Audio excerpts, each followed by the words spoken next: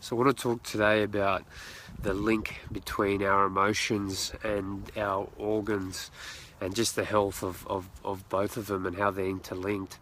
And this is coming from the chakras, how the chakras did a very good job, and you can research it yourself, in how our emotions such as fear, shame, guilt,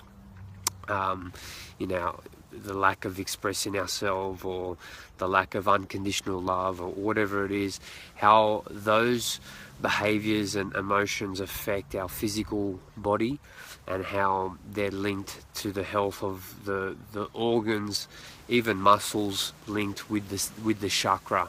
So before I go further, I'll give you a classic example of what I'm talking about.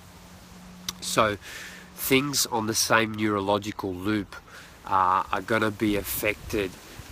If something shuts down on one end, on one part of the neurological loop, then the rest of the organs, muscles, and everything that's connected on that neurological loop gets shut down as well.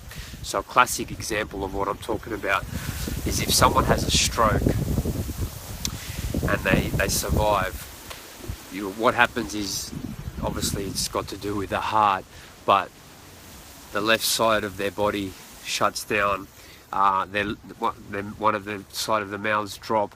So even though the heart had failure, because the neurological loop of that part of the body is connected with the arm and the face and whatnot, everything else gets affected. So that's a clear example of showing you that just because you have pain in your shoulder doesn't mean that it's not linked on a neurological loop with your emotions.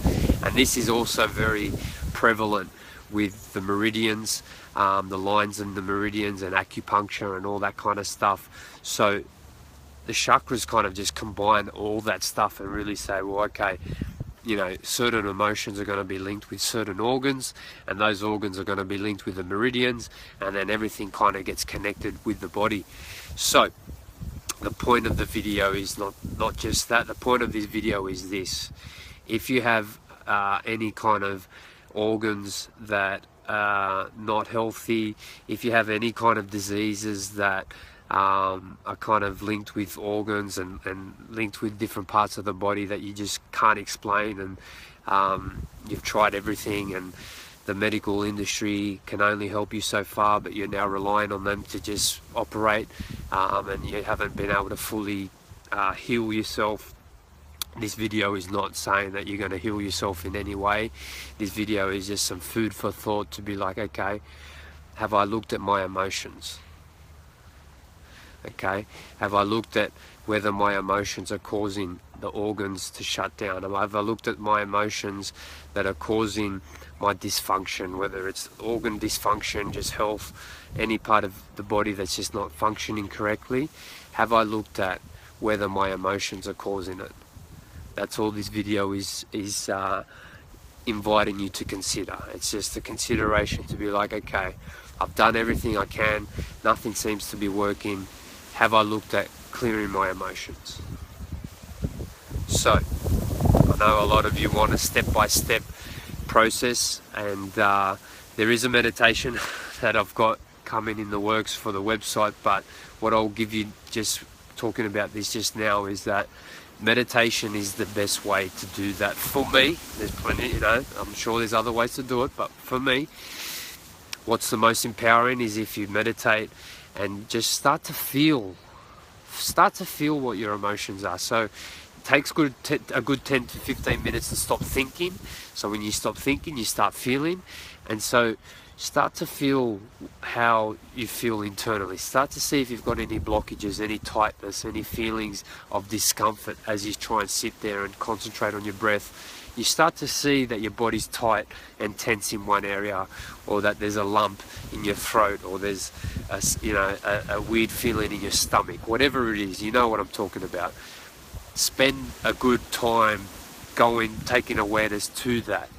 As you do that, what happens in my experience is that when you take your awareness to knots and emotions and tightness or whatever it is, you're going to start to relive and have flashbacks and have memories and have voices and colors and things that are going to bring you back to whatever it is that is linked with the tightness or the emotion that you're experiencing. And those memories are the origin of trauma that need to be addressed. And how you do that is just by letting your body cathartically express itself. So that just means feel the memory, relive the memory, which is traumatic obviously, so take your time with it, but let your body shake out, let your body spasm, and let your body, you know, be cathartic and express itself. Because if it's fear, guilt or shame, your body wants to just shake it out literally. And that in itself is gonna take you a long way in releasing the emotion. But then there's a very good chance that the inner child or the younger version of yourself that experienced it at the time, that trapped emotion, because the reason why there's a trapped emotion is because the younger part of you that experienced it didn't have the capabilities, the maturity to deal with the emotion, so it kind of froze and it's trapped that emotion. So you're now bringing your awareness to the emotion, you let it express itself, but now you also have to go in and visually comfort and bring love to the younger version of yourself that felt it, because it's scared, it's frightened, it's insecure. That's why a lot of us are insecure today, is because there's an insecure part of us inside of us that's still insecure. So you have to go in visually, once you've